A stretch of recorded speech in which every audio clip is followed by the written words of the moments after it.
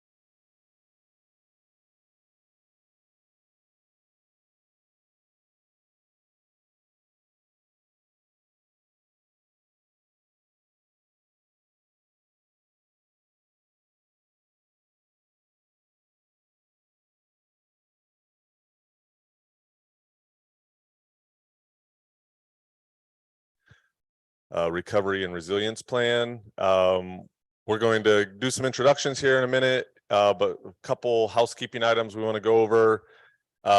First, this is being streamed live, and so we have microphones for folks that can participate on Zoom.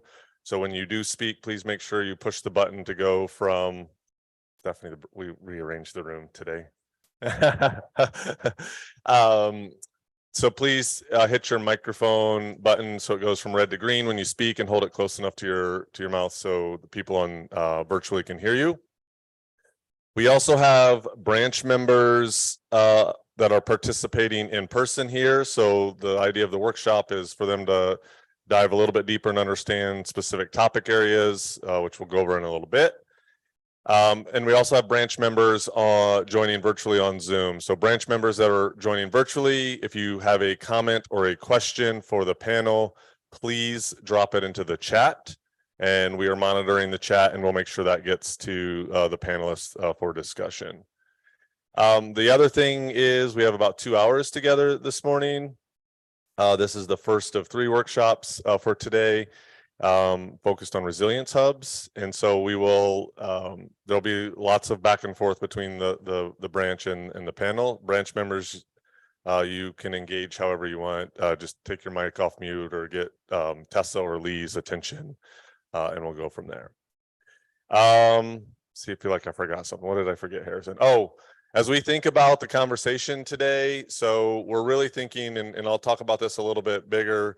This is more than Hurricane Ian. This is thinking the long term for our community. This is thinking about the long-term resilience of Lee County. So we recognize that there are things and topics that we're going to discuss throughout the workshops today that have implications related to disasters and hurricanes, but this is looking at the bigger picture, the longer term for our community. So when we start talking about solutions, they aren't just post-disaster solutions, they're long-term solutions for our community. And so we want to make sure that that's where we land and that's where we get to with what we're building towards. So before we go much further, we're going to do some introductions. Alani, can you help me with the slides, please? We're going to do some quick introductions of the panelists and those of us that are facilitating the conversation, and then we will go through the agenda. So first, my name is John Romine. I'm part of the team here at Collaboratory, part of the support team, really working on this recovery task force behind the scenes work. And we'll have Lee. Hi, good morning, everyone. My name is Lee Mayfield. I'm our Director of Response for Hagerty Consulting, here to support just the facilitation piece today. Before that, I had the pleasure of serving as a Director of Emergency Management in Lee County here for a while, and also worked in Collier County before that. So Southwest Florida overall has been home for about 14 years. I'm up in Tampa now, but great chance to get back and engage on this important topic. This is a big ideas conversation. The opportunities that we have post Hurricane Ian don't come along too often. And while that was a very significant and unfortunate event, there's opportunity with that, like John said, to improve and work through not just disaster response and recovery issues, but at the same time focus on how we can improve day-to-day life in our community. So looking forward to helping to facilitate, chime in, maybe give some of my lessons from my past here in Southwest Florida. And thanks for being here. Alvin Henderson, City of Cape Coral Emergency Management Division Manager. I've been there for just about 5 years now. Prior to that, I was at the county level in southwestern Pennsylvania. So overall, I have over 35 years of public safety emergency management experience. Thank you. Katie Eck, I'm the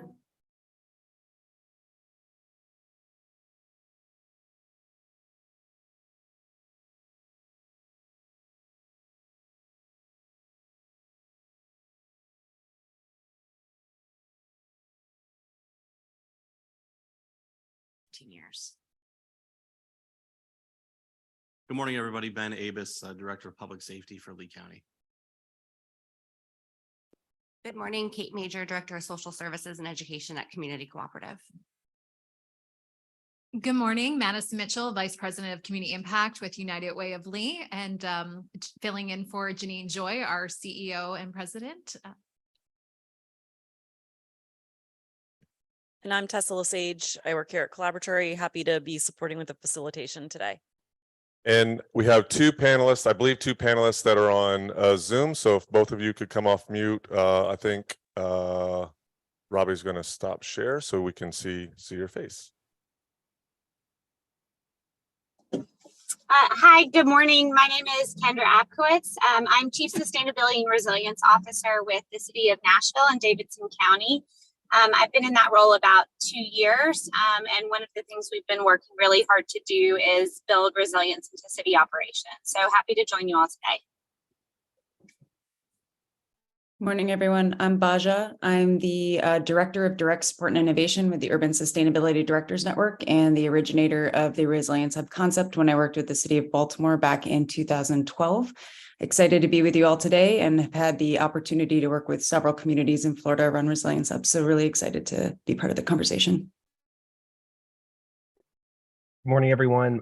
Paul Nelson. I'm the founding principal at Resilient Cities Catalyst. We're a nonprofit working with communities, cities, regions across the country on both resilient strategies in the wake of disaster, but also planning for the future around challenges we face every day. We're currently working with several communities, building off the great work that Baja led at USDN on resilience hubs in neighborhoods, particularly in Houston, as well as Tampa and elsewhere. Pleasure to be here with you this morning.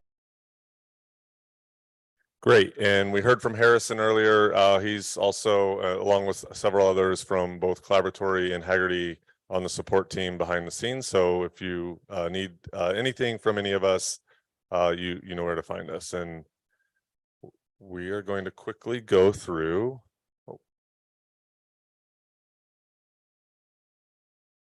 All right, perfect. So we're going to do a little high level overview of what the Recovery Task Force is, both for everybody in the room, but also for those that are maybe not from this community or those that are watching live. And this is the first time they've heard of the Recovery Task Force. So the Recovery Task Force is built on the FEMA framework. So this is the disaster response. This happens across the country in communities whenever a disaster happens. And in Lee County, it's led by the Board of County Commissioners. So Commissioner Kevin Ruane is the chair, and then the remaining 12 members are from the elected bodies across the entire county. And the importance of this is a cross-jurisdictional solution approach. And so looking at how we approach the solutions post-Ian and then for a resilient community as a whole, it's going to take all of the different municipalities across the county. It's broken up into 8 branches, and these branches meet once a month. Those are public meetings. Step backwards real quick. There is public comment at the end for the public. If you want to participate, we will get through the workshop, and then we will have a time for some public comment for you to share based on what you heard. And so these meetings, also the branch meetings, which are held monthly, are also public meetings. And that's where the branches really start to identify what the priorities are and where they can, what those solutions are for some of those initial priority areas that were identified. And so we have planning and capacity, economic recovery, education and workforce, health and social services, infrastructure, housing, natural resources, and cultural resources. So a lot of today's conversation is going to be around the health and social services topics that have come up in some of those branches, as well as other branches that have brought things up related to that branch's work. We've been on a bit of an aggressive timeline for those of you that have participated. This work started in late February, early March, and we're driving towards a December 5th Board of County Commissioners board meeting where they'll vote on the recovery and resiliency plan for the entire county. And so we just wrapped up this initial phase of gathering information, both from the branches, but also robust community engagement. Because at the end of the day, this is the community's plan. And so we want to make sure that all of that input, the expertise that comes from the panelists, as well as the expertise that comes from the branches is part of this long-term plan. The branches are also made up of members from throughout the community. And so I think it's important that we recognize the role that community plays in developing this plan. To Lee's point, we're looking at how do we make Lee County more resilient every day, not just post-disaster. So we are exiting this sort of gathering of information stage and really driving into this solution stage. So over the summer, we'll be building these, what we're calling initiatives that will have projects to really, how do we implement, how do we make Lee County more resilient? And so that is part of what this week's all about, is the branches identified, some members from the community identified where we needed some more technical expertise, where we needed to inform some of our approaches, both from a local level, local expertise, and as you heard on Zoom, a national and an international point of view.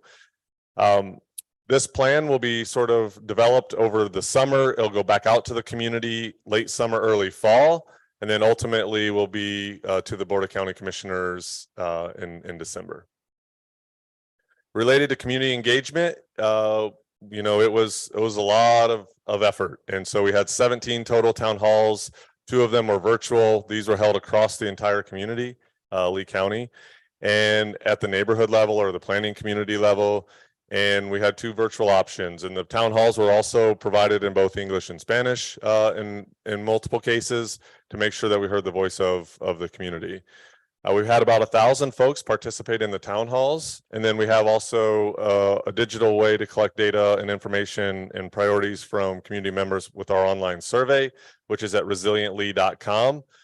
If you haven't taken it, or you know folks that haven't taken it that you think have ideas that they can share, please share it with them. It is still open. We're still collecting input from that to really make sure that this is informed from the community. And then on March 30th, we had a region-wide, so it's for the 5 counties on the table, which was a day-long event where folks gathered together, shared meals together, shared coffee, to really have conversations about what they cared about solving in our community. And about 1,000, a little over 1,000 folks participated in the survey after that. More than 4,000 people participated across the region. And we got about 1,000 survey responses from that, where people started to prioritize the things that mattered most to them that we needed to focus on in the community. And so this week, I shared at the beginning, is all about workshops. And so we have branch meetings once a month. The Recovery Task Force meets once a month, the 4th Friday of every month here at Collaboratory. And then this week has been building from those initial 3 branch meetings towards these workshops. And so there's 4 themes this week. There's 4 themes. On Monday, we talked all about critical infrastructure. Yesterday, we talked about supporting business and workforce. Today's all about community resilience. And then tomorrow, all day long, we're going to be talking about housing. And so housing has consistently been the #1 priority across every community in not just Lee County, but Southwest Florida for over a year. And so the hurricane just shined a bit of a brighter light on how important it is that we need to tackle that. And so that is what we will be doing today. And so I can't stress this enough. We're trying to get to solutions. So these workshops are not focused on revisiting what happened at the storm. There may be pieces of that specifically in some of today's conversations, but the idea is, how do we drive towards solutions? So whenever the next disruption, doesn't have to always be a storm, happens, we have the solutions in place for our community. And so that'll be the essence of what we're trying to achieve out of today's conversation. So we have local, national, and international expertise to really help inform the branches, both online and in person, for what those solutions might be. And so with that, I'm going to turn it over to Lee to get the party started to have a conversation about resilience hubs. All right, thanks, John. So again, this is exciting. I think after previous events, hurricanes in Lee County, you know, obviously they were impactful to our community, but nothing at the level of Ian here. And like we mentioned, that brings opportunity, it brings resources, it brings funding. And I think that's a big driver of these bigger picture conversations here. So, I mean, it's exciting that, I mean, I don't think in our history here, we've been able to really drive home these bigger picture conversations and really focus on big ideas and longer term solutions. So, and Tessa's going to continue to drive home and move the ball down the field here on these questions and drive us to solutions here based on our discussions. But I'll just start out, you know, this idea of resilience hubs, I think is something that is exciting to talk about. And just an initial question, I think, to the group, when we talk about those assets in the community, you know, I think through the Emergency Operations Center, through our normal day-to-day human services network, there are obviously a lot of agencies that do great work in our community. I think what we wanted to talk about was how we better engage them, how we involve them, and how we loop them into this process, both day-to-day and in support from a preparedness standpoint and a response recovery standpoint. So I think that just to kick off that first question, you know, what assets, you know, and you frame this from a social services perspective, what assets, organizations, groups in our community should we be engaging on this effort? I think that's the overall question, and maybe somebody can kick us off just with some general ideas of what types of agencies or assets are out there in our community that we need to loop in and continue this conversation on resilience hubs from a neighborhood perspective. So I'll open that up to the group and we'll just dive right in. Willie, if I could kick us off then? Sure. Okay. Yeah.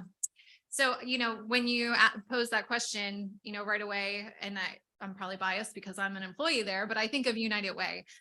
So, you know, with our network of agencies, we have over 100 partners that we work with on a blue skies day, let alone when we go into disaster response mode.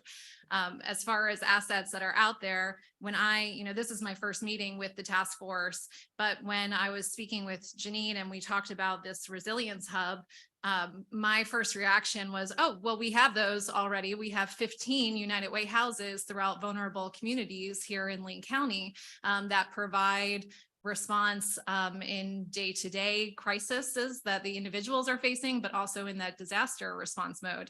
And so I feel like we are very looped in. So as far as agencies we should be engaging, I feel like we are already very much engaged with all the familiar faces I see here today. But I think that there's already a very strong existing infrastructure that can be built upon further. So I would start and pose it to the group that the United Way network is already in place. Katie, go ahead. I think it's important to remember that a lot of our most vulnerable communities actually have really strong relationships within that community. You think about the Harlem Heights Foundation, and it's important that you engage with those individual entities that are constants in that community, that know that community, that are truly a part of that community and are trusted agents to that community. Because what happens is if you are not engaging with them in blue skies, and if you are not, you know, being collaborative with them in blue skies, you don't have that basis of trust when it's time, when we're in response and when we're in recovery. And in some communities, we have better access. In others, we have a lot more difficulty. I think about the Haitian population in Lee County. We have tremendous difficulties making inroads with that population. And I get it. I completely understand why that is, but it is something that we were typically working towards. But it's important that not just United Way, which is all encompassing, but those smaller community-centric foundations, which are present in some of our most vulnerable communities, Charleston Park, they have these smaller centers, these smaller foundations, these smaller agencies, and it's difficult because there's so many of them and they're smaller, but it's a worthy effort if we can engage with them and show them that we care every day, not just when we're worried about the news cycle. I'm sorry, you both referenced blue skies. Do you just mean not traumatic times? Yeah. Okay, thank you. So this is a really interesting point, and something that I think we've noticed as well here at Collaboratory, this idea of we have to be building those relationships every single day, because after a disaster is not the time that those relationships need to be built. There's no time for that. We have to be able to leverage those relationships before a disaster, you know, the immediate short term after, and then as part of the recovery effort. So it is a challenge because we have these overarching organizations like the United Way that have these relationships, but you need that other relationship that's really on the ground. So any ideas or thoughts on how we can make that network something that is more accessible in terms of getting out information beforehand, figuring out who the players are? Does anyone have any examples of how that's been done elsewhere? Alvin? Yeah, and I think it's important that we in emergency management, obviously we do threat and hazard vulnerability analysis on our communities. And it is always looking at what the threats are. I think also we have to change a little bit how we're thinking and look at what's working well for us in the communities, not only from the community perspective, like the organizations that have been already mentioned, but also our business community, which is very important to us as well, to be able to provide those lifeline services and supplies to our community to help us during blue skies when everything is going well, but also after a disaster, and we're in gray sky operations, as we refer to that as. You know, so as we reach out during the planning and preparedness, you know, working with those groups to understand what is working well for them, how we could support them in that endeavor, but then also engage with our Chamber of Commerce's from the business side of that as well, and working with those businesses through our chambers to have each of those businesses better prepared so they're more resilient, have their employees and their staff members better prepared for those disasters and being able to recover and keep providing services. So it allows those services and supplies that are available on a daily basis to survive a disaster and be able to be engaged post-disaster. So we would not have to do things like points of distribution. Perfect. I think Baja wants to speak as well.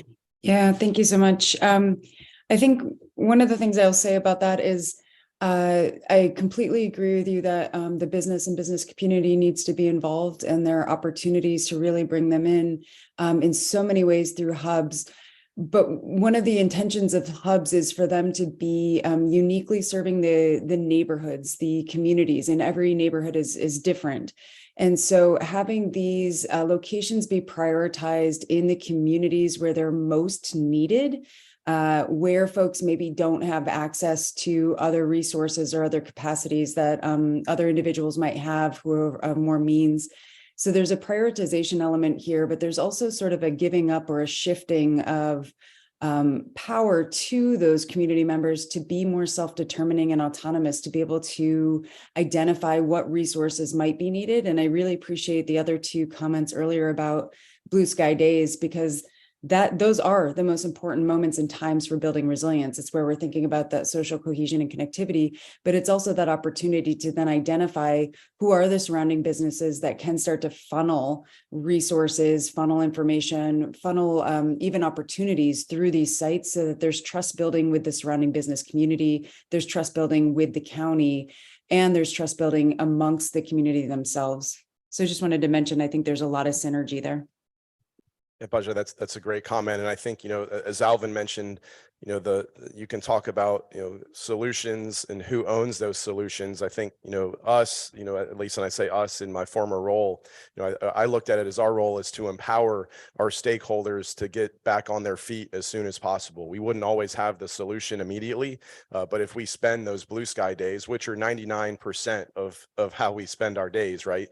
The hurricanes don't come, that often, thankfully. But us, as a collective group, when it comes to prioritizing, providing opportunity and even funding to these groups to allow them to build up their capabilities during blue sky days, so they can handle a lot of what needs to happen during and after a disaster, and that foundation is laid. I'm curious, are there, when we talk about hubs or locations, of course it'll be different throughout our community. Are there physical locations, and maybe even from the United Way perspective, or the groups that Katie mentioned, are there physical locations where these groups are working out of, where the community community, knows where to go to get trusted information? And is that worthy of a discussion to figure out, what prioritization there is with these physical locations maybe? So the locations that I talked about, so what we do is we partner with the boots on the ground agencies. United Way does not have staff that, these are not United Way offices in these locations. We partner with the ground organizations in these communities. So Charleston Park, Dunbar, Tice, San Carlos Park, Bonita, Estero. We have them on all of our barrier islands. We do have these locations where we are not the organization that says this is what you need to be providing. The organization then tells us what their community needs. A lot of them have community task force already in place that advise on what services should be there. There are some core services that the majority of them have, like food pantries or food distribution events, but some of them have culinary kitchens because employment skills are something that community really needs. Some of them have English as a second language because that's a needed services. So last year we had over 450,000 unique services go out the door throughout that network. And then when we're trying to harden these communities for an impending disaster or any significant event, we do push out all that information to those boots on the ground agencies so they can be sharing that with their clients and the families that they are serving. And so most of them were able to open immediately following Ian, and served as points of distribution for those life-preserving items, water, food, and information. And they have transitioned now to recovery activities. And so that is kind of the model that we currently have with the houses. So I have a question. I was wondering if maybe Paul or Baja could actually tell us a little bit to frame the conversation about what is a resilience hub so that everyone's on the same page, because I'm recognizing we may not all have an understanding of that, because I'm hearing like blue skies and gray skies and all these things, and I know that that's not how I usually talk. So there might be some need to kind of lay the groundwork on what a resilience hub is. So would one of you on Zoom, Paul or Baja, like to unmute and help us understand? Sure. Paul, I might go first, and then if you want to build off of it, I know that you and I have been working together on these for a while, but resilience hubs are essentially, they are physical building. So they're not a movable site. They're physical building and location in a neighborhood that are essentially providing the daily services and programs and support to community members within that neighborhood or a defined area. They're essentially kind of what we would call like a node or a point of social cohesion and connectivity. They're an opportunity for all kinds of different agencies, departments, and groups to funnel resources, capacity, and support. But then they are augmented to also be able to withstand the hazards and disruptions that we all face, and to continue to have the services and programs be able to support community members throughout a disaster and then through recovery. So they are functioning in what we would call as kind of the everyday mode, which is what has been referred to as blue skies, where we do spend 99% of the time, and notice there are a lot of challenges and needs in that mode. But then we have the disruption and the recovery as well, and those are important. So just functioning in all three of those modes. And there, Paul, I'm sure you have other elements to add. I mean, you sort of said it perfectly, Baja. They're just trusted community institutions, and as has been referenced, that will look different in different neighborhoods, right? That could be in some cases a faith-based institution, in other places that could be a community center, but they are those physical locations. The only two things I'd add is, oftentimes, enhancing sort of, in our experience, the sort of community preparedness function that these nodes provide. We found that, the resilience hubs where we've been working with communities on them are really already those blue sky day providers, those trusted places that, provide needed services, programs for community residents. And there's an opportunity when thinking about resilience hubs to really partner with agencies, county, city, and others to enhance that community preparedness mindset and preparation. Beyond that, there's also sort of, I know we're not necessarily talking about that this morning, but the physical upgrades to these sites that may be necessary to harden them to withstand certain disruptions, whether those are climate or others. And so it's just the notion that these are these nodes that can be activated, yes, in times of disaster, but are there for the good times and blue sky days as well. I don't know why I turned this off because then I never remember to turn it back on.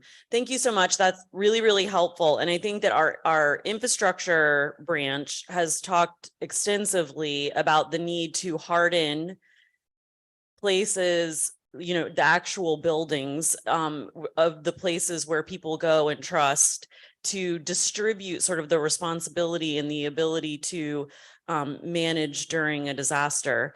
And I love the idea that they function on a regular basis to provide other resources to communities. I mean, we have a problem with access, right? We have a transportation problem here. It's very difficult to get people to all of the things that they need, not just during an evacuation, but otherwise. And so having those things readily available in the communities that need them is potentially something that could be a huge benefit. Yes.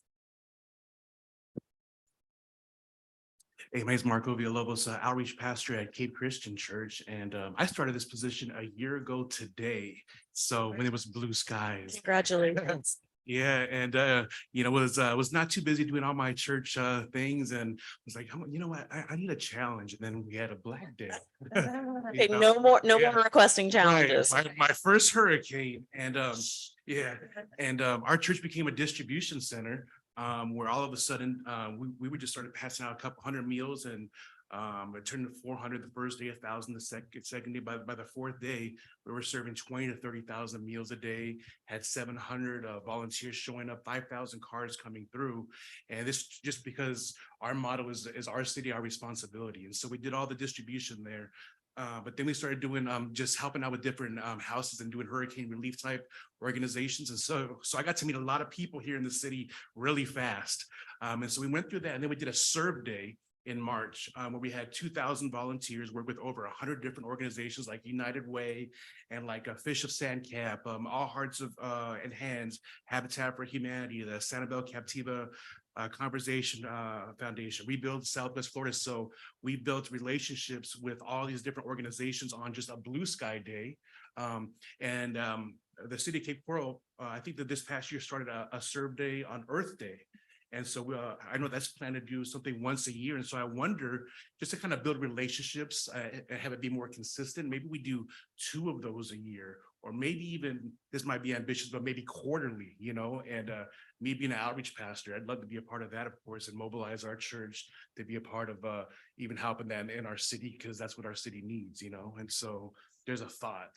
Yeah, so this idea that in addition to going where people already go and where they trust, and making sure that those places are prepared for a disaster, so finding resources, making them part of the pre-planning of that, but then also figuring out how do we connect them to more resources so that they have what they need. Yeah, Pastor, that's a great story. God bless you. The last year, it must have been a whirlwind. That's interesting. We at a conference a couple weeks ago, the Governor's Hurricane Conference, we had a workshop entitled FEMA Public Assistance for Houses of Worship. And that's a relatively new program that a lot of folks don't know about, but houses of worship based on your business status can apply for FEMA reimbursement after disasters. And this is something that I think we're trying to socialize more, get out there more, and make sure everyone's aware, because that's one resource. And I think there are other resources there that may not be as widely circulated, just to add that one specifically to the list. But there are opportunities out there, I think, as you guys are force multipliers in the community, and probably don't get the credit. I know you don't need that, but don't get the credit for all the good work you do after events. And however we can better plug you into that system throughout the year is going to pay dividends for everybody, the people that we all serve. So I want to just touch base with the folks on Zoom, since they have a bit of an outside perspective. Anything that any of you would like to add to this part of the conversation before we move to another question?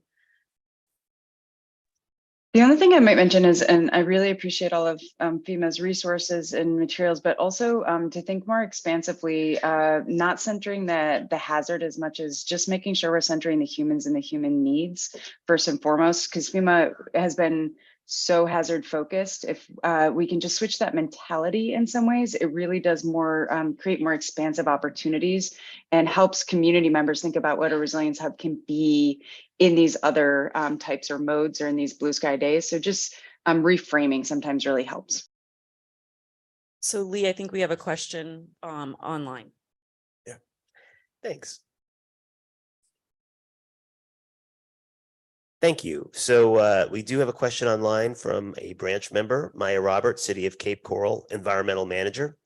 For Cape Coral, Fort Myers area, based on the comments, it seems that one of the actions and projects we have to incorporate within the next few months is to be able to compound the synergies you have talked about. If Cape Coral will build a shelter at a rec center or park, then capabilities for those additional functions need to be incorporated upstream in the planning for these infrastructures. I would like to emphasize the need for location for these structures and the need to incorporate partnerships between different branches to enhance education and resources available for the community.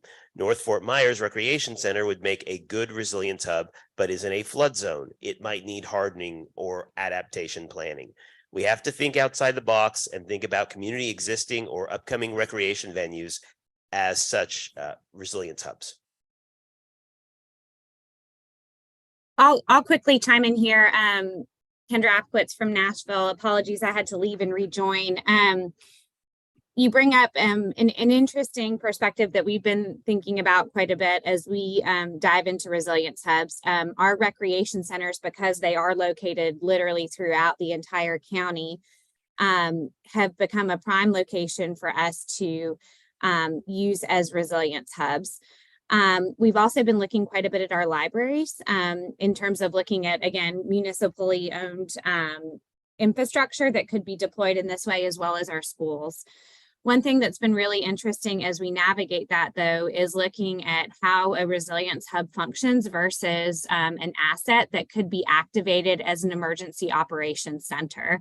And so for the the emergency folks in the room, that might be something that's on your mind. And it's actually taken quite a bit of dialogue with our Office of Emergency Management to better distinguish and clarify how a resilience hub functions versus something that could formally be activated and used in an emergency. And so that's just something to think about there. Going back though to community partners, again, our houses of worship have been really eager and well-suited partners, but also a lot of the assets that are used by cultural organizations. We've coordinated quite a bit with our Office of New Americans and our Office of Neighborhoods to use many of those organizations that, again, are trusted partners. And so so those have been, I think, some good options for us. I also wanted to quickly touch on something that came up before. Not only is developing those relationships, during blue skies important, we've also, I think, really tried to ramp up education that we're providing during blue skies. So we have something here in Nashville called Community Emergency Response Training, or CERT training, that any resident of the city can take. And so we display materials regarding that training in our resilience hubs, and also offer that training at our resilience hubs. So you see that nice kind of interplay of not only leveraging those existing relationships, but also priming the community that uses those spaces, so that when an emergency does happen, they've been thinking about the community's role in that process.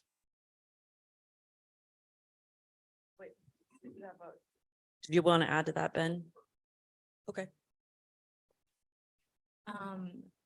I just wanted to say, I know we're talking a lot about the physical location, and I think that's super important, specifically when you have a resiliency hub that's at the center, kind of controlling all the other hubs around the communities. But I think it's also important to talk about how these things and partnerships can help a community once they're active in disaster.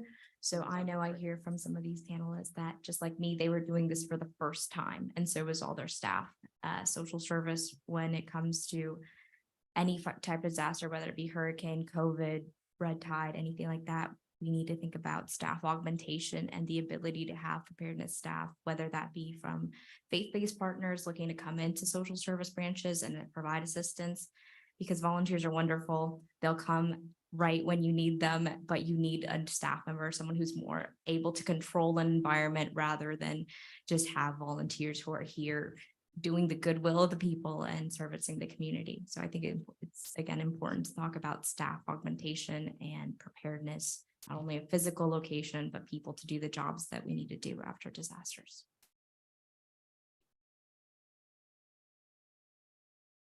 To complement these ideas, I just want to say that these strategies have been in existence in Lee County for many years.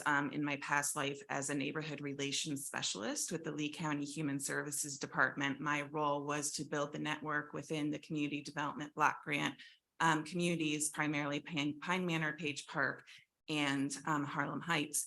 And some of those communities have graduated based on the success of these strategies. I will say that building and working with community members, we had everyone from code enforcement to Hope Hospice to the school district to Lee County Sheriff's Office, community law enforcement officers that came monthly to Pine Manor to meet, to discuss, to understand, to build the relationships with the school as well. And so these aren't new ideas. They often are invisible in our community. And I would say that, as Tessa and I always say, let's make the invisible more visible. And why reinvent the wheel when we've been doing this? We had task force members in Pine Manor certified in CERT, so they were ready to activate. We had a robust team that was culturally appropriate to that area with matriarchs within that neighborhood that built the trust and brought the neighbors to the center. And because of Hurricane Charlie in 2005 is why Pine Manor actually was able to obtain the community center through not only FEMA dollars, but community development block grants. And that happened because of the relationships and the boots on the ground that were there.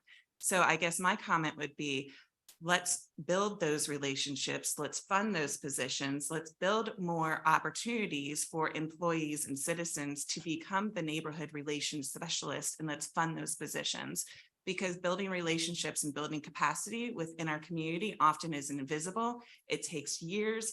It's resilient within itself.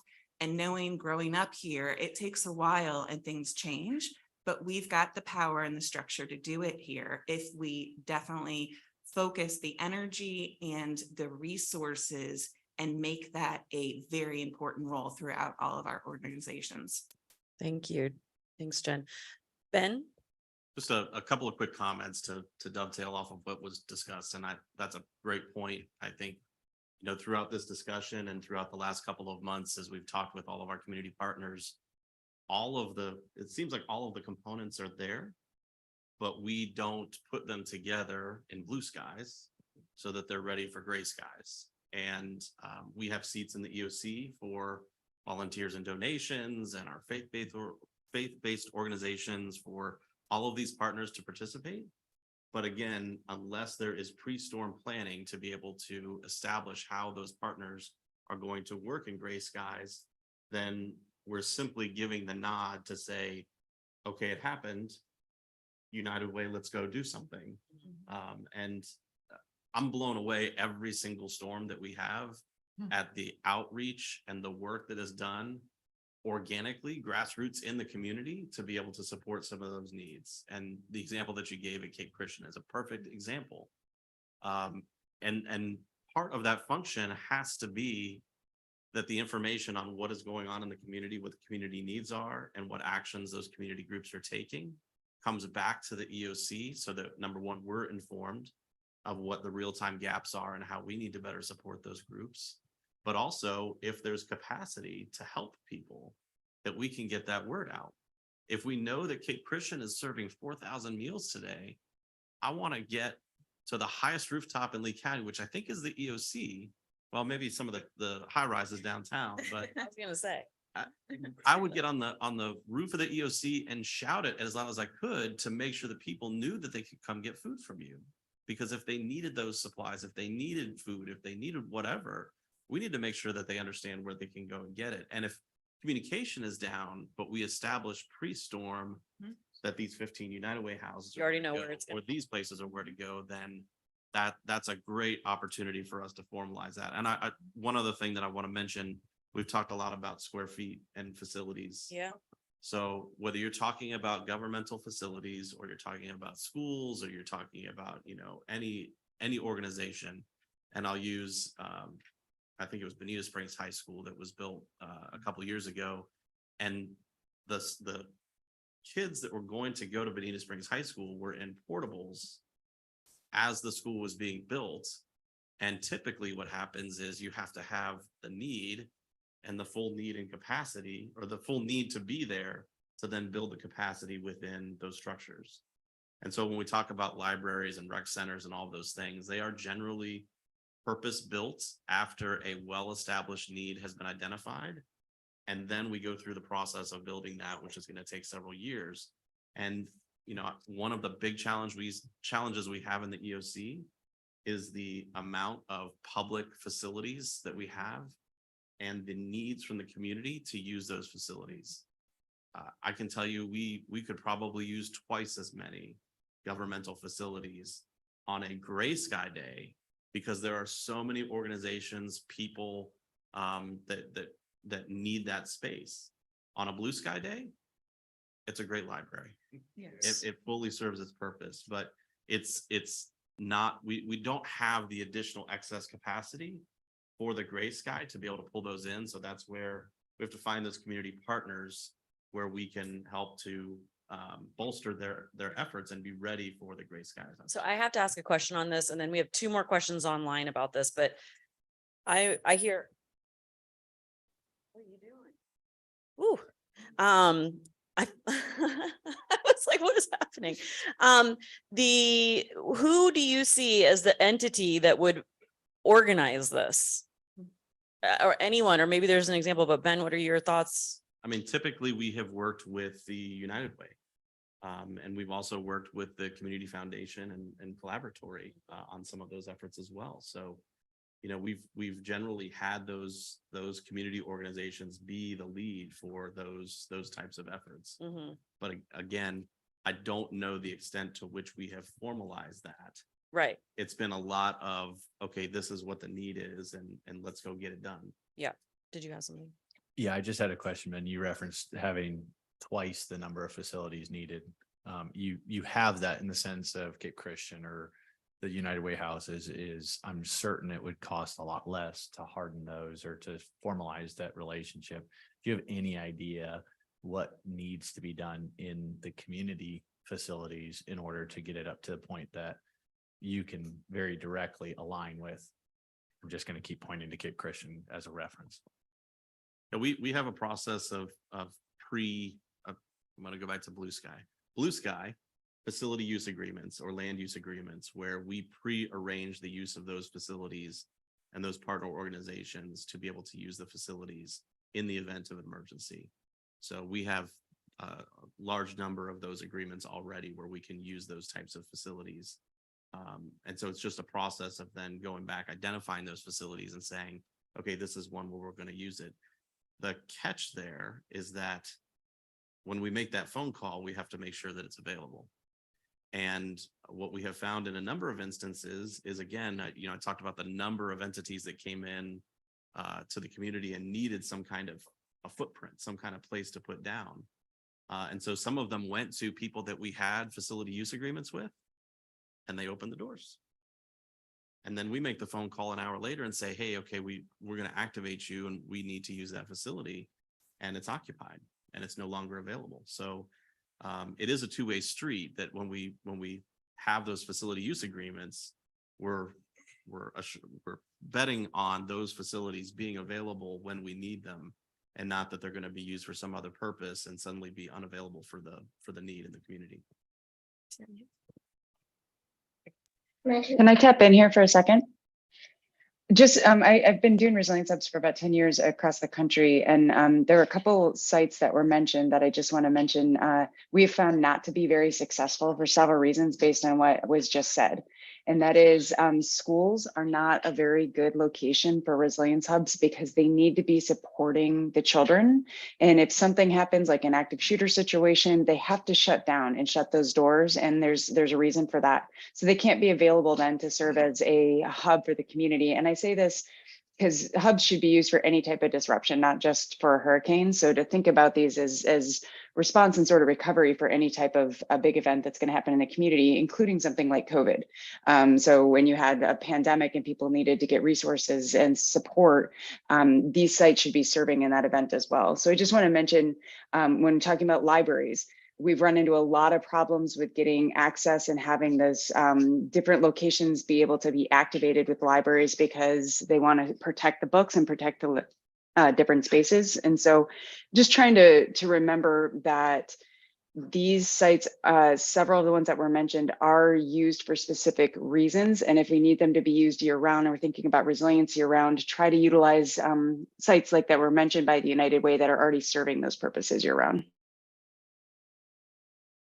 Sorry, just as a quick follow-up. So schools and libraries specifically, and to some extent rec centers as well. Yeah. Was there more of a question? Sorry. No, I was just going to make a statement. I mean, one of the things that we saw after Ian was, there was the acute need in the first 7 to 10 days where we needed to get every available resource out into the community to support the members of the community impacted. And then there was the kind of the medium need. And one of our, I think the things that we talked about on a regular basis was we need to get the schools cleared out so that we can resume school. We need to get the libraries cleared out so that they can open up because the libraries have computers and internet and people can apply for disaster survivor assistance and IA. We need to get some of those facilities opened up so that FEMA can set up shop, so that there is a place in their neighborhood that has FEMA representatives where they can get that support. So it does have to be, again, very purpose identified for the specific purpose.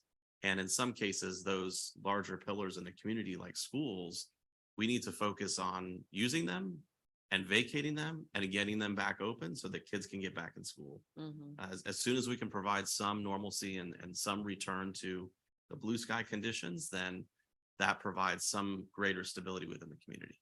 So I appreciate the experts out on this digital world here for refocusing what, in my mind, why we're here. We're here because of Hurricane Ian, so we're very hurricane focused, but what an incredible opportunity to build resiliency hubs to, I wrote here, man-made disasters, train derailments, pandemics, really dark things that could happen anytime in our community. So when I'm thinking of these resiliency hubs, I like the node concept, but I'm a hub and spoke kind of person when I think of things. So we'll just stick with node. So on a blue sky day, the nodes would be those neighborhoods because 99% hopefully we're in a blue sky. But two of the experts mentioned something about how do you convert that resiliency hub into an EOC response when it needs to be triggered. And at that point, the node shifts. So we have all the parts, Ben, you're right, but we need to build a system. And a system that can shift who the node goes to based on the current conditions in the community. Does that make sense? Absolutely. And She's going to respond to that and then we'll, and then I have questions online too. One thought that we have internally been talking a lot about that I would propose to the group to consider is that we, when we think of very much in line with what you're saying, Therese, it's kind of, for lack of a better term, I'll say a mother hub. Okay. Is there, if we did go down the route of building upon the existing infrastructure that is out there, could that also be augmented by some sort of mother hub that we already have such a close working relationship with emergency management that was in that general facility that in a natural disaster, where some of our agencies, their facilities are impacted, they can come and work out of, their staff can automatically be deployed, even though that their facilities have been impacted. If there's a man-made disaster, God forbid, a plane crash and the county needs some sort of facility where individuals can come and we can have denominational counseling come in there and, you know, act as that mother hub for response. We certainly are, you know, happy to consider that. We would love to bring that to our community in partnership with all of our collaborators, because we feel there really is a need, and it was demonstrated after Hurricane Ian. You know, we had over, we're currently at like, I don't know, $3 million in volunteer hours that we have coordinated in response activity. So this could also act as a volunteer resource center. You know, there are so many opportunities for this mother hub to act as this collective response to any sort of community disaster, and to have that flexible space is something that we find very exciting, and we feel it's our responsibility based on where we have headed in this community to be a part of. I think the important part of this is, you know, as we're discussing what works well already and formalize a strategic plan. You know, the emergency management, emergency operations centers is that coordination, communication function already inherent into it. And these community hubs or nodes, as Trez referred to it as, are doing great things on a day in and day out basis. So, you know, from a phased approach, I really don't see that it's taking away and moving into emergency operations. I think maybe the importance of it is we still want those day-to-day functions to be able to take place at the nodes or these resilience hubs, but also in addition to that, what do you need from the emergency operations center in additional resources, whether that's supplies, social workers, what have you. So then we're coordinating that effort and getting those resources efficiently and effectively deployed. And I think that's, you know, the issue that we see a lot of times during disasters, that, you know, if we do things the traditional way and we're setting up these massive care centers, it takes a long time versus bringing quick supplies in, getting them to the hubs where they could be immediately put into action. That allows resiliency and recovery as well. It's a great point, because people have trouble getting places, right? For a variety of reasons. And then I'm going to go online after you. Okay. I love what you said about identifying different organizations, and I love United Way. You guys are amazing. And we have so many amazing organizations here in this area that would say, if you need help, like, we are ready, and we are ready to serve and to help.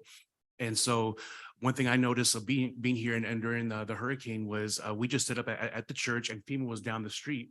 And so once they saw what we were doing, they said, you know what, we'll just go ahead and move our stuff to where you guys are at. You guys have this location on lock. We're going to go somewhere else. And so one of the things that can help prevent that and help prevent that delay is identify the organizations, build the relationship, but also here's the key part, is form an agreement. So I've been in part of churches in Las Vegas, Nashville, and now here. And so even with schools, we have agreements with schools where if there's a shooting or something, then we have a plan on saying, okay, what do you need from us? How can we help you? And the church will stop everything that we're doing and to accommodate them, because there's an emergency. And so we shift our entire day plan for what's happening in the school because that's an emergency. And so I think we found these organizations, and it was clear as far as what help would you need from us? What does that look like? That might help on them being busy, because you basically have given your word, like, hey, it's time to go to war. Do you still have my back? Yes, we have your back. Let's do this. And I think that would help a ton. So Yeah. So they need to be really flexible and nimble. All right, Harrison, what do we got? Sure. So we have branch member Angela Katz. Individuals with intellectual and developmental disabilities have unique needs, and having a place or organization they are familiar with for information would be very important. That's a comment. And we have Diana Geraldo. How could hubs be prepared for disaster response when people lose their transportation and they are unable to get to where resources are? Finally, I want to point to a comment from Baja around planning departments or sustainability resilience departments being great for coordination, as a comment. I don't think we have that. Okay. So I was just going to add, I think the comment on transportation, there's probably a transportation link to any of these workshops that we have, right? So I think that's definitely a common theme there.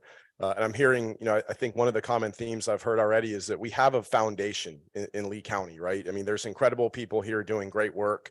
To Ben's comment about bringing that together, I'm curious, from everyone's perspective, and everyone has their day job and their agencies and their stakeholders, just to move us a little bit towards, solutions. And I know we're capturing a lot of this to take away here. In a perfect world, everyone here from your own organizations or your own relationships, are there any specific things that would build on the foundation that we already have? We've talked about, funding, positions. We've talked about hardening a little bit based on location vulnerabilities. Are there any other specific things that would continue to build out this foundation that we already have a great start on here in Lee County, and with these new opportunities after Ian, we can improve on? I'm just curious if there are any things we can throw out there in a say everything's on the table. What would help everyone do their jobs better, both day to day and during a disaster? I'll share that in Nashville, we've started convening essentially kind of a quarterly roundtable of different organizations and local agencies that work in this space and are interested in this topic. And so that becomes a regular forum for us to talk about the concept of resilience hubs, and has, I think, created a lot of organic conversations and connections amongst different parties that are interested in building out this concept in Nashville. So I don't know if there may be an existing mechanism that occurs in your area that you could build this in kind of as just a regular topic to talk about, but that's been one really helpful way for us, is just having those regular check-ins, again, to kind of just build conversation on the topic. Yeah, that's great. Regular check-ins, regular discussions. Maria? I was going to say, not that our case managers and social workers need more training, but I do think it's helpful in these instances, some sort of emergency training, so that they understand the critical role of social services in a disaster. Usually they're just responding immediately because the need is there, so they jump in. But something like a round table, get them up to speed on what their roles are, and having the community understand what their roles are. Got it. Lee, one of the things that we're doing in City of Cape Coral is we implemented community lifelines, which looks at the community as a whole, what services are working well, how we can maintain those, and then augment it. So what we did that is starting to work well for us is actually you make the investment into your community. We did through our emergency management division is to hire a community risk reduction specialist, an emergency management coordinator that has a master's in social work. Their primary function, as we say, blue sky days, is to be out in the community, building those rapport with the community, building up resiliency by providing training, which then allows us to put agreements into place that we could activate during an emergency and be more efficient in supporting and providing those services. So I think that's the important part of it for us, is not to always look at the response disaster phase of things, but start looking at the social vulnerabilities and what services are the true needs, and focus on that during our response, which is going to allow us to recover sooner. Thanks, Alvin. John?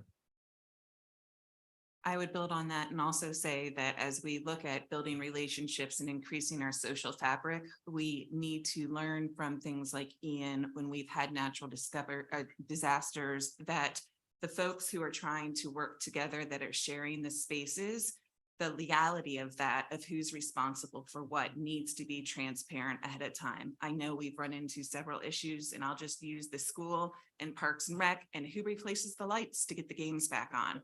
And these are situations where we need to get out of our silos, but address the silos when it comes to liability and accountability for our infrastructure. And if we're talking about social resiliency, we have to also look at our fundamental infrastructure, because when those go broken, so do our relationships. So being cognizant of that is my comment. Katie? So I think the idea of these resilience hubs are terrific. It's great. So my position is with the Lee County Long-Term Recovery Group. And my job every day is to work myself out of job.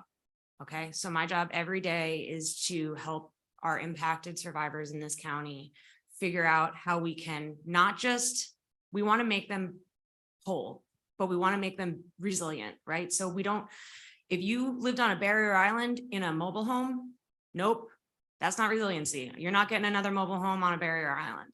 So the resilience hubs are great, but if we are not utilizing them in blue skies to get out into the community and help our residents and our citizens build personal resilience, we're going to be in the same position that we're in now. So it's great that they're there, but if we're not out there, it's great to talk about training staff. We need to train our residents. We need to address these gaps pre-incident. Why don't you have insurance? Why are you living in substandard housing? How can we get you to a better place before there's an event so that you're able to better weather a storm?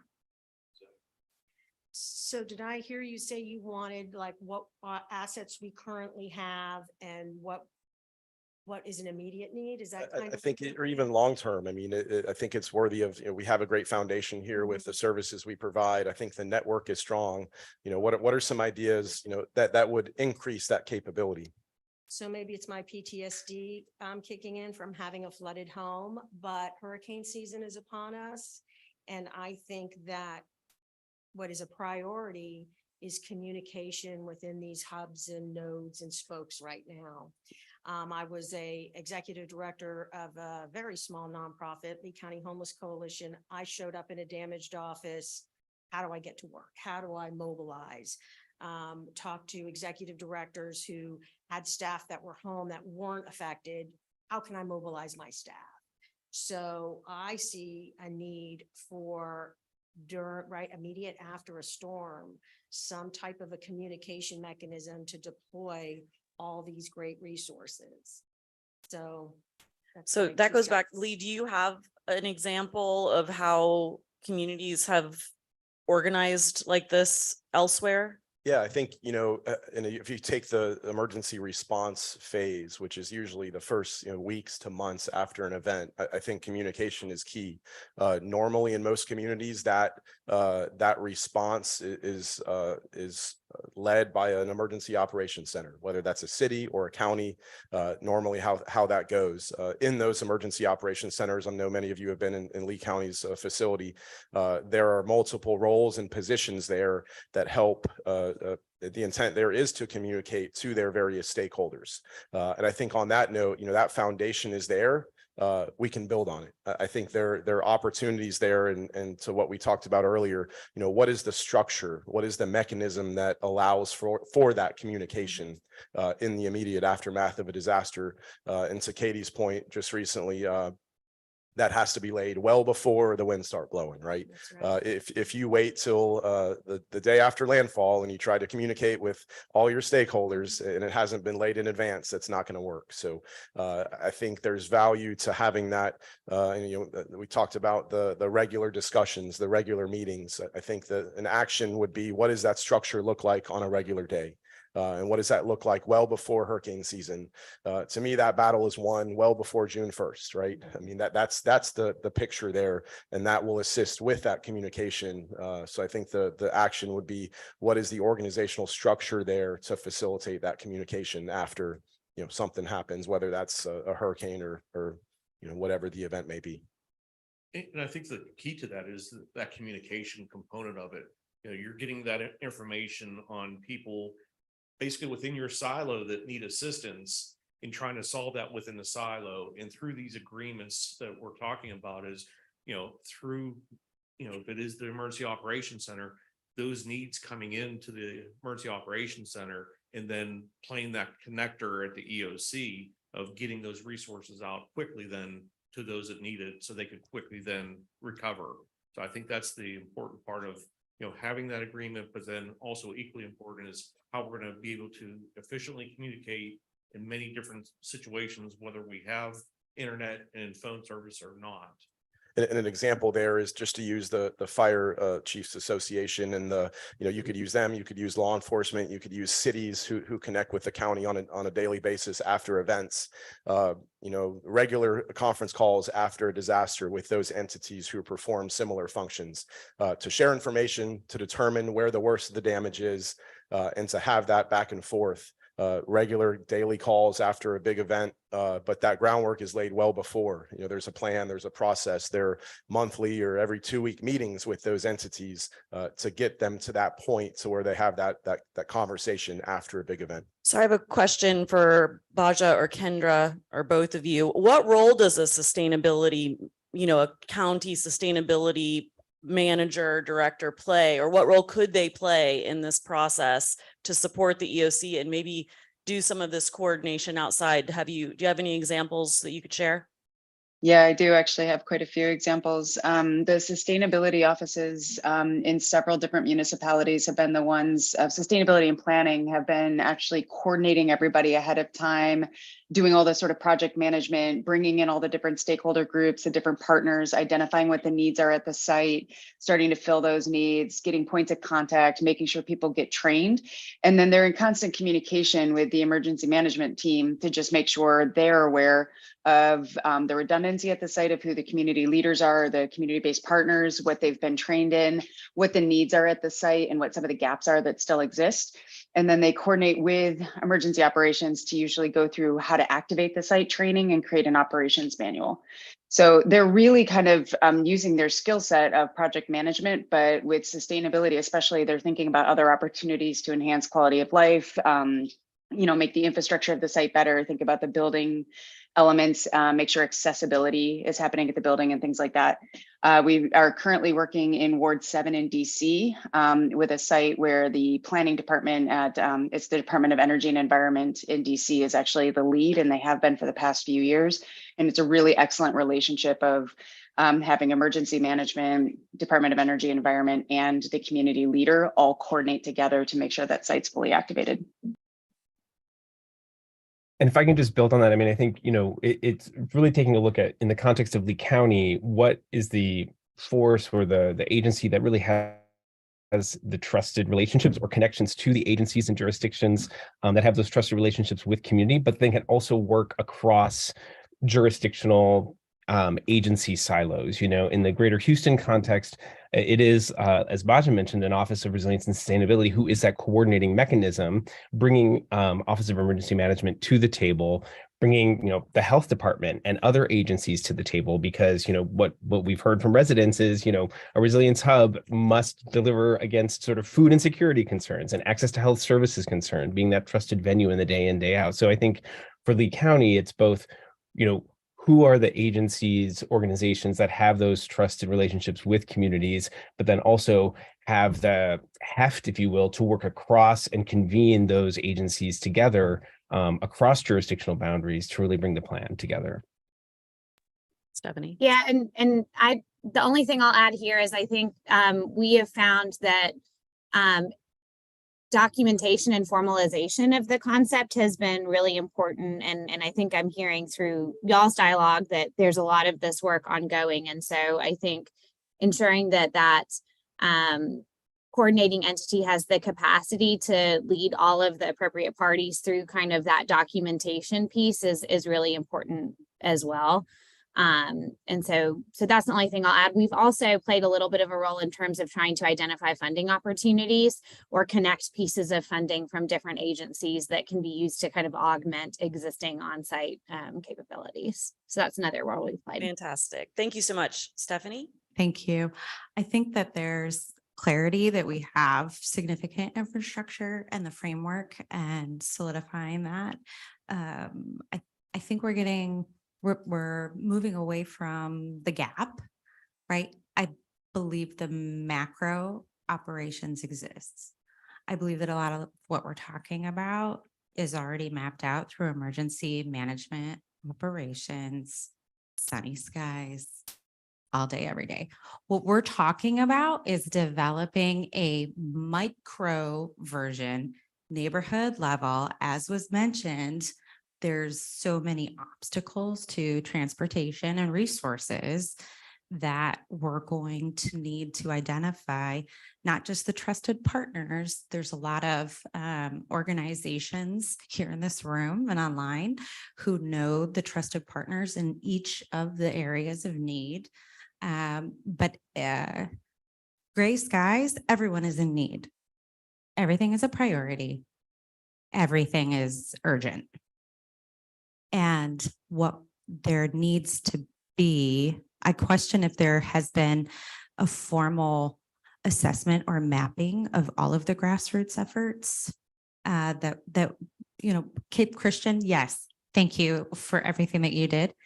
There are dozens and dozens more that were activated that received FEMA support, right? Merging into where what makes sense. And then also Red Cross. So from my perspective, I observed disconnects in the pod distributions, the United Way distributions, and the Red Cross distributions. And then you had this tremendous outpouring of faith-based and other nonprofit organizations who just started activating themselves. The resources became apparent and would show up according to their own relationships.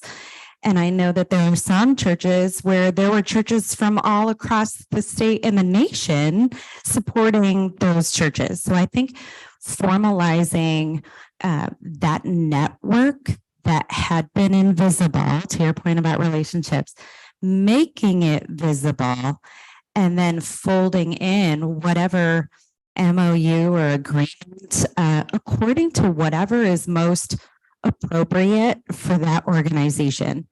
I imagine some organizations would be very uncomfortable entering into any agreement with any government agency, including a public nonprofit health system. So how do we create a safe space to thank our organizations for the work that was done, the 10,000, 12, 20,000, 30,000 meals a day. And then what were some of the lessons learned? How can we leverage assets that didn't exist during Irma? Like, oh my gosh, Starlink. And leveraging whatever hubs are created. A headquarter hub might be a good, the mother hub, head HQ hub. But take that macro operations that exists and funnel it through. I think that our if we were to map it out, I think we would find there's very few neighborhoods that have true gap. And we could solidify whether through United Way agencies. I think that the United Way houses are a huge home run. But then we can also be communicating that. And I love the idea of bringing all of those groups together. Quarterly sounds really overwhelming to me right now. Weekly, you want to do But weekly? let's just start. Just start. Every day. Yeah. Jennifer. So I love the idea of a sustainability office. And if some of you remember, we did have one of those at one time. And I will put my planning cap back on. We also have documents and policies. Our comprehensive plan gives us direction on how to interlocally, governmentally work together. But we do need a champion to hold and be the nucleus for all these hyper local community centers. And unfortunately, I know that's a big ask of government, but you need a champion within these organizations to come together. We all realize how important public information officers are. Everybody has one. Well, what if you had a table where all the public information officers went, right? I don't know what that looks like, but somebody within the community needs to chair it. And I hate to deflect it back to government, but there's a reason we have government. There's a reason we have policies. There's a reason we have implementation of codes, because somebody has to be accountable to secure the sustainability, resiliency, whatever you call it, for our children here. And I believe, unfortunately, and I know they're going to be upset about me saying this, but it needs to be embedded in one way or another within a government organization. I would add to that briefly that I believe there's likely a Switzerland approach. I agree with you that there ought to be some formality through the county mechanism, but there are robust efforts underway with community collaboratives where health and wellness would be a very fitting support for all of that work and the connectivity, and then providing not just the relationship management, but creating that safe space for convening to determine what the best path forward is in a mutually beneficial way for each of the organizations, no matter how large or small or how they're organized. Ben? One thing that I think I have found helpful is, again, trying to understand where those interdisciplinary and kind of cross-functional, multi-departmental conversations are already ongoing. As an example, I'll share with you, I mentioned at the outset that we're endeavoring to, again, embed resilience across city operations. And so there is, and I also mentioned our sustainability and resilience roundtable.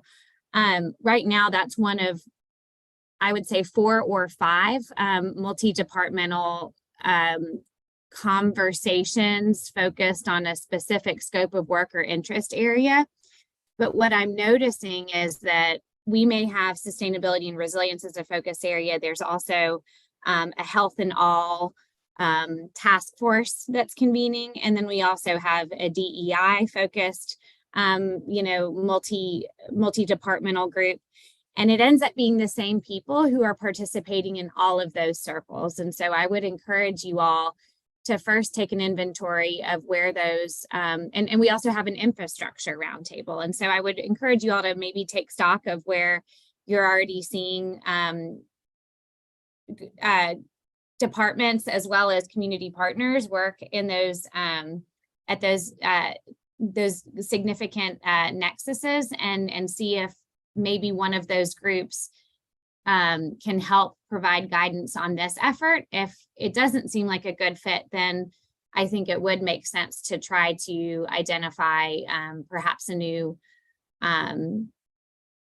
group or subset of entities to tackle this, because I have felt that there's a little bit of fatigue, because again, each of those interdisciplinary efforts is drawing from the same small subset of individuals in each of those agencies. So it's becoming a resource strain.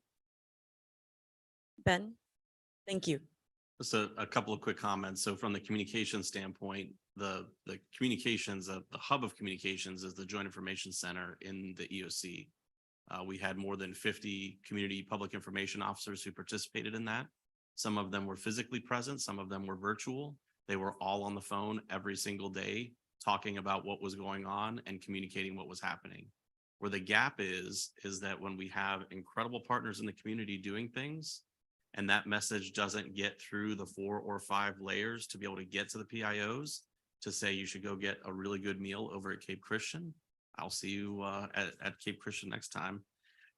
If that message isn't getting to those PIOs, they can't get the message out to the community. And so some of that great work is under leveraged when it could be better utilized. I have a couple of notes that I've made just throughout the last couple of speakers. And I think from my perspective, what we need, because we have some framework, but it is not fully, it's not really planned beyond this is where some people will sit, and we will expect that it will happen organically within the community. And Irma is a great example, because the work that happened during Irma organically went a long way to take care of community needs for a couple of days until everything got back on its, the power came back on, the water was on, everything was good. Ian is a different situation where you have a much more prolonged length of time, as well as greater needs within the community that have to be addressed by a much larger group of community partners with assistance from outside agencies.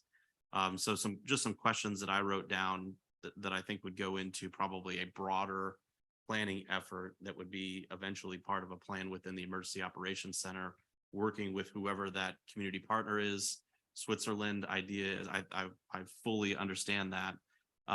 You know, is it the 15 United Way houses, or are there more communities that have to be reached? And how do we get to where we can identify those communities, and do we need to add capacity to those United Way houses? Are they resilient? Are they hardened? Do they have power generation? Do they have the things to be able to make them accessible? Pre-planning for other community partners. And a couple of things are very important. One, what is their expected capacity? So if if Cape Christian is cooking food, and we're going to expect for you to, jump in and cook food in the next storm, and want you to know pre-landfall, hey, we're going to expect you to cook food.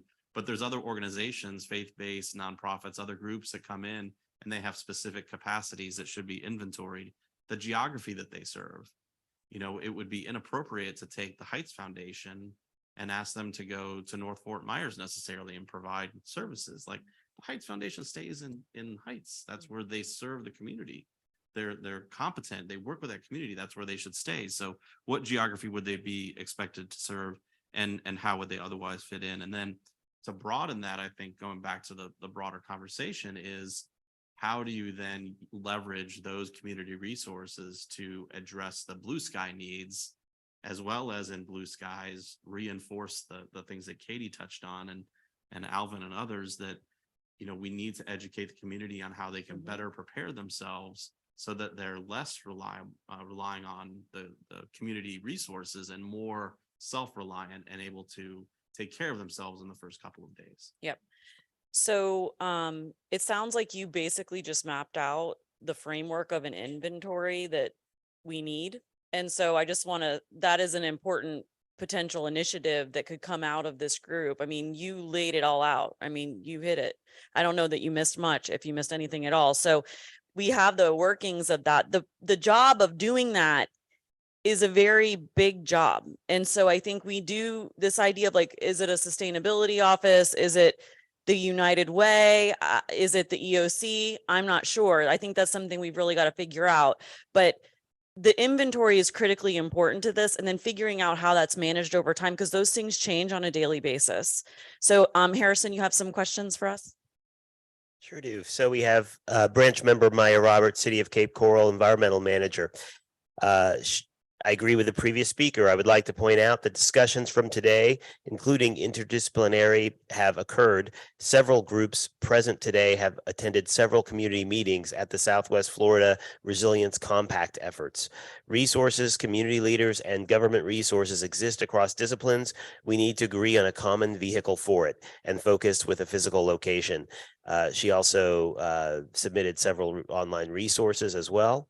And then I would also note Baja from USDN also just makes known that there are many resources online from USDN on the build out and support for a Resilience Hubs building or development process. So those are resources that exist and are happy to be shared. Awesome. Yep. Real quick. Just real quick with the transportation piece that was mentioned earlier, and it's been mentioned a couple of times, with the existing hubs that we have, they are all located on a bus stop, on a bus line, as well as being strategically located within the community. So it is walkable. That is something that is key when we identify those houses. And then with the faith-based piece, I think that even though we're here to look forward, I don't think we can without the lessons learned, right? And really absorbing what we learned through Ian. And that was that there are so many amazing faith-based organizations and very small pocketed organizations doing great work. And that has been kind of one of the good things that have come out of this experience, is that we have now connected with them. And I don't want to speak for our friends at Public Safety and Emergency Management, but we are working with them now to reach out to all of those faith-based organizations that we possibly can, to do a survey of what they did during Ian, and what they have the capacity to do, because some of them did things that they probably don't ever want to do again, like donation management. So, how can we get ahead of what they're doing and how can we support that in their efforts. So that survey is taking place and hopefully they will have a more robust connectivity to the response moving forward. So there is the groundwork for that happening. Awesome. Kate? So I've heard a lot of people say like not reinventing the wheel and looking at what we already are doing really well. And I am kind of biased. We are a United Way house in Dunbar, and communication is huge. And looking at, we have a generator. We never lost power. I live on Pine Island. Fortunately, I made the decision to evacuate and stayed at my office with my 2 potbelly pigs and my 2 dogs. And it was the most uncomfortable 10 days of my life, but I would do it 100 times over again, just because I knew that's where I needed to be. And the day after the hurricane, there was no buses. So transportation wasn't even a thing, but we did what we do best. And we have our Meals on Wheels drivers out the day after the hurricane. And we made sure that every single one of our Meals on Wheels homebound seniors were taken care of. We did things that we probably wouldn't do again, unless we really had to. I was tarping roofs in mobile homes. We had no road to get to Pine Island. So fortunately, my family owns a charter business. So we got our boats and loaded up fuel and food and MREs and pet food and anything we could to bring out to Sanibel, to Captiva, to Pine Island, to Fort Myers Beach. So looking at, United Way and United Way houses are strategically placed. And we worked with the partners that we already have really great relationships with. And I think it would be really beneficial to look at mapping out what these grassroots organizations did and how quickly they were able to do that. They are small, but we're mighty. Fish is mighty. Suncoast Community Center is mighty. And just tapping in and, okay, we don't have this, you do. All right. Kind of like the old days, let's barter. How can we make sure that people in your neighborhood are taken care of? How can we make sure people in my neighborhood are taken care of? Tesla, I'd like to, respond to Ben's response. I'm not surprised you came up with this. And Tessa said, you just made the inventory, because I know when COVID hit, it was a pandemic none of us were prepared for. And Lee Health found itself being like the EOC, if you will, of a pandemic, where that wasn't a role that we were familiar with. This was something we'd never seen before. And within our own organization, we shifted midstream to a structure you all use at the EOC, the Incident Command Structure. It's evidence-based. It worked in a social service, mental health, medical way. So what you're saying, I'm tag you're it, but you really do have the skills to be able to come up with something that could respond. In our committee, we talked about red. Stephanie Inc. Edwards from CCMI said we need a red, yellow, and green plan. Red is our gray skies, green is our blue skies, yellow is we're trying to get to green. So I'm excited. The question I have is we haven't heard from Katie, because I'm kind of trying to figure out where long-term recovery group comes into this strategy. You have a structure that you oversee for the Lee County Long-Term Recovery Group. How does that play into any of this discussion we're talking about here with resiliency? Is there an opportunity to leverage your structure? I think that depends on. So the Lee County, the Long-Term Recovery Group is contracted by Lee County to Catholic Charities as the fiscal agent. So to that question, I would say we would have to look at what the contract sort of says that our mission is, and is there a desire to see that expanded upon? Because really what the Long-Term Recovery Group, I should point out, recovery is not resiliency, right? Recovery is literally, we have been impacted. Now we need to recover from this impact. Resiliency is proactive. Recovery is reactive. So they are they're very different. I wouldn't discount that there's an opportunity for further discussion and involvement, but I just want to make sure we're really clear about when we're talking about recovery, it is different than resiliency building. It can play a part in resiliency building, and it should be a part of your mitigation, right? You should be, like I mentioned before, we should be building back better. We should be building more resilient residents through the recovery group. So though resiliency is a part of recovery, it is not the end all be all to resiliency. Thank you. So I can help with that. I'm just going to jump in. I'm sorry. As a University of Florida employee, I am hybrid employed through Lee County. Lee County hires the Lee County Extension Office. We are University of Florida faculty to help the county do the things you need. We are underutilized in this community, and I am saying I've got an app for that. I can't believe I just said that. But so in academia, to measure qualitative data, we use a tool called ripple effect mapping. Guess what? I have a connection and a reach back to the University of Florida, and we actually work with Florida Gulf Coast too, to be able to do this social mapping and data for this community. And to tie it into what we were talking about yesterday, we have students in social work, in nursing, in planning, and law enforcement at not only our career technical education schools here in Lee County, but also in our higher educational institutions. So I think with the ability of a cheerleader, a champion, and when I was saying earlier, we just need somebody to carry the torch to keep us all going, whether it's the government, whether it's United Way, whether it's Healthy Lee, because we've been trying for years, to take it and pass it off, because it's exhausting doing it all the time. But there are tools, there are things we can do to support this. And one of the initiatives I'm going to suggest is use the ripple effect mapping to do the inventory, to connect the players, to build the community social fabric that we need in order to be resilient and recover.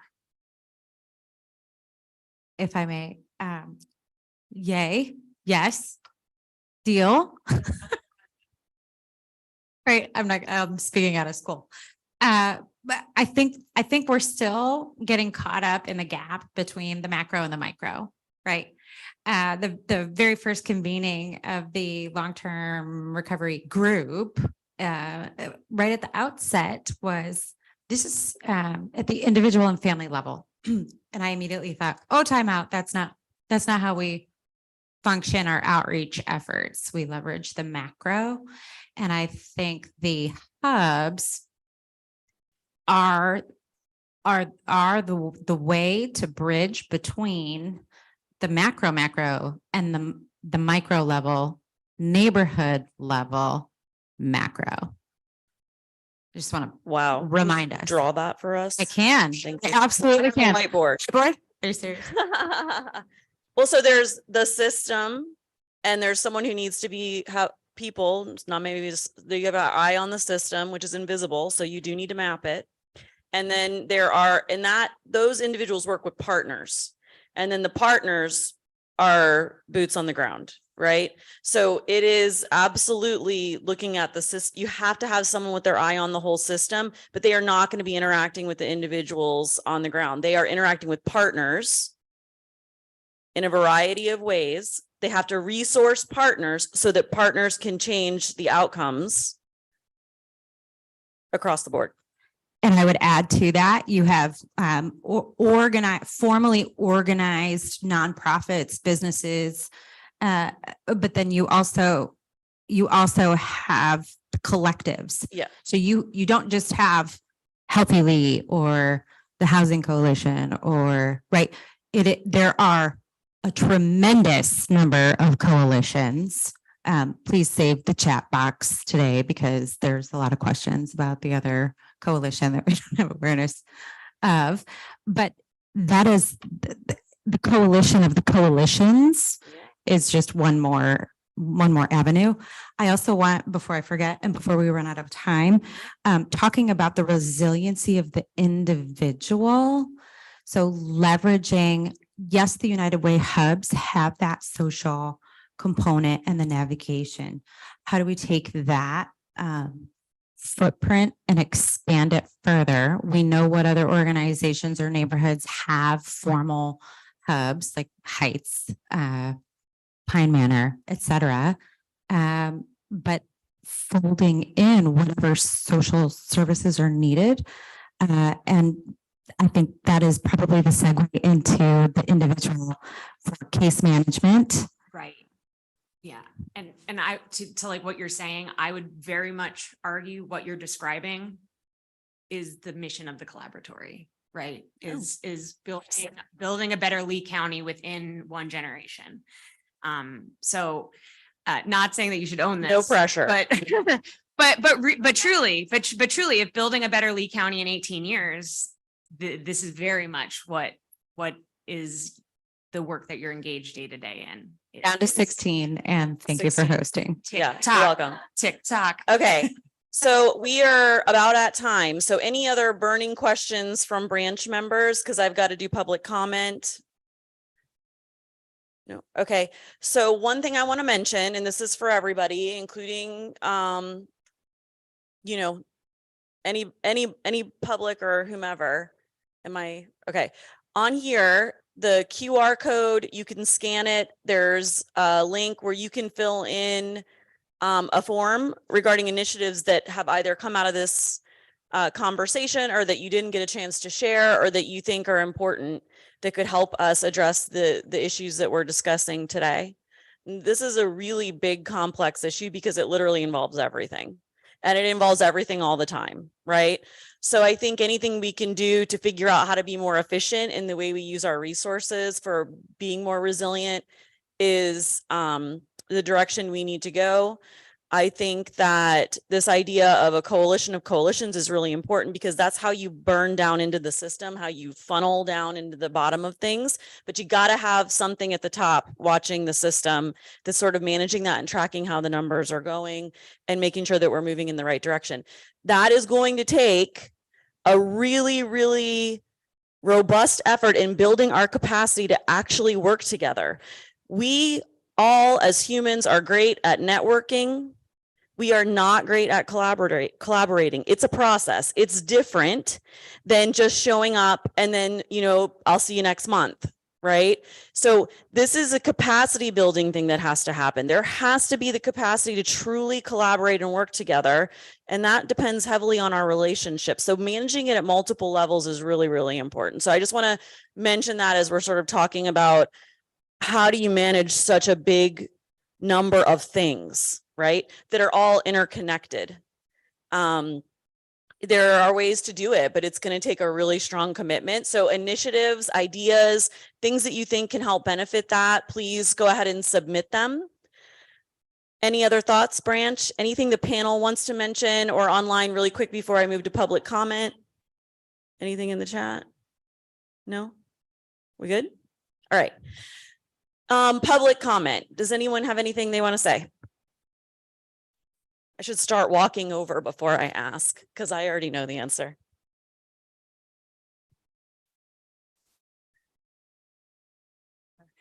My name is Betsy and I'm with the Immigration Network. I'm the coordinator and really appreciate everything that you guys said today. A couple of things I think that's important. John had numbers last week of the number of people that are going to stay in the next storm that we have. They are not leaving. So I think when we're talking about resiliency, we have to take that into account, that we have a significant number of people, regardless of what it says, they're not leaving. The other thing is the pockets of care that we need. Seniors and then the immigration community are two of the folks. When we look at substandard housing or we look at no insurance, those are probably cost factors related to those two groups in particular. Thank you. This is Terry Mazzani with Collaboratory. Want to emphasize a point that the conversation kept creeping up to, but didn't solidly land on. Heard about how do we resource our partners? How do we invest in the capacity? But I didn't hear getting across to, okay, where are the dollars going to come from? How will this funding be prioritized and who's going to provide that?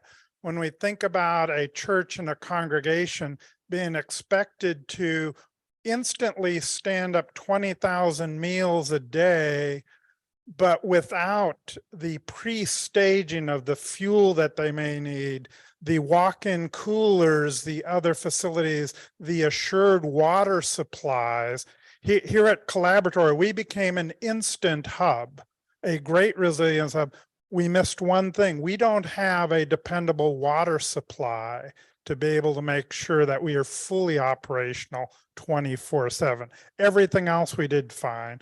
We would also benefit from having a storage unit to hold the cots and other facilities that we would want to deploy at that moment. There are real costs, real dollars that are being expected of the community partners, the nonprofits, but I don't see where the commitment of funding that is.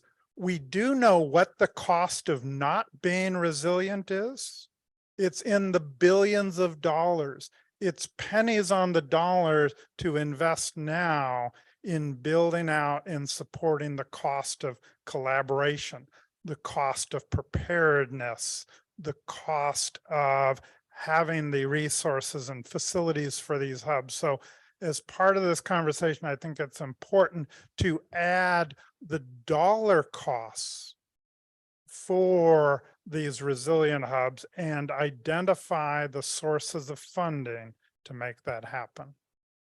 Such a great point, because our nonprofit organizations, our faith-based organizations, they're not, rolling in the dough, right? So we got to figure out if we're going to use this as part of our plan for resilience over time, how do we make sure that they are stabilized and that they actually have what they need? Pre-planning is not just, hey, we're going to expect you to make food. It's like, are you actually capable of making food? And we heard this a lot in the infrastructure group, right? This idea of like, we know the people that we always talk to, but we are not necessarily checking to see if they have all the supplies they need. If we're ready in the end to see if we need to be bartering resources or working with other communities. And so that has to be part of it, a much more robust understanding of what's happening. I appreciate that. Any other public comment? Yeah. Good morning, everyone. Jamilat Santana Reyes, American Red Cross Community Adaptation Program. The reason I'm speaking is because you actually nailed it. We are a new program. We are actually in 10 locations, and I know you hear about the Red Cross with doing the the cardiac arrest trainings, the blood mobiles and whatnot, but we're a little different, right? We are trying to help the community exactly on what you just mentioned, is trying to help them with an enhancement process, right? It could be, social services, it could be whatever the gap is locally to hopefully reduce the stress on the government level. And so just wanted to put my name out there. Fish and I, we're already collaborating and doing some great enhancement opportunities, also doing some great partners with the food banks and so forth. Now, I am the one coordinator.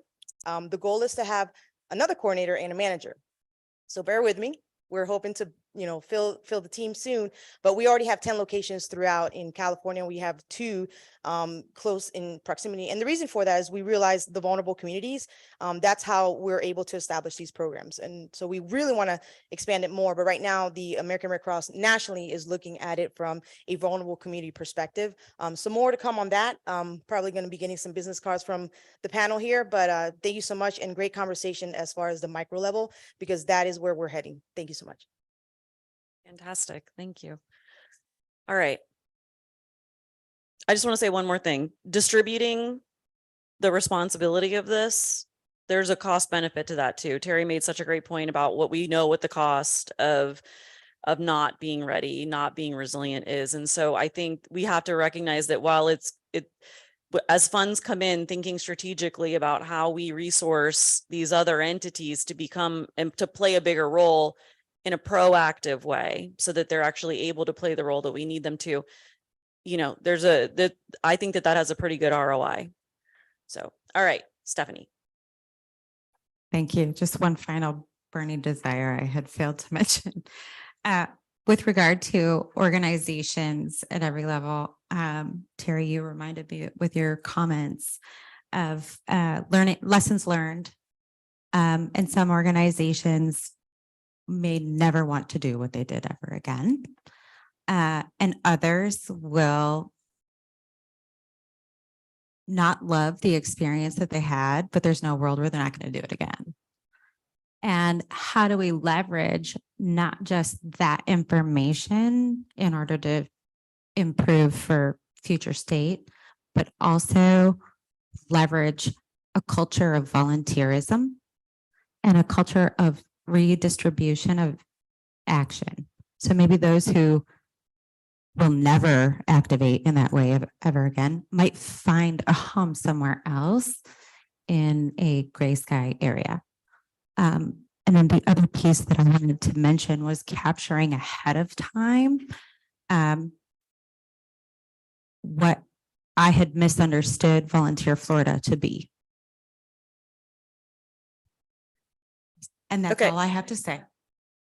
So Lee, would you like to add anything else and close us out? Yeah, no, this is exciting. I think, it's refreshing to hear the acknowledgement of what clearly we do well in Lee County, and the comments on what we can do better. So, I mean, what an opportunity to spend the next however long figuring out where to make these investments, to map out, what we have and what we can do better, and really to build the plan. I mean, the victory here is going to be in the plan that walks us through all these details and puts something on paper. So I can't wait to see what we captured through the 2-hour conversation here and what some of the next steps are. So thank you all for your open feedback. It's great discussion.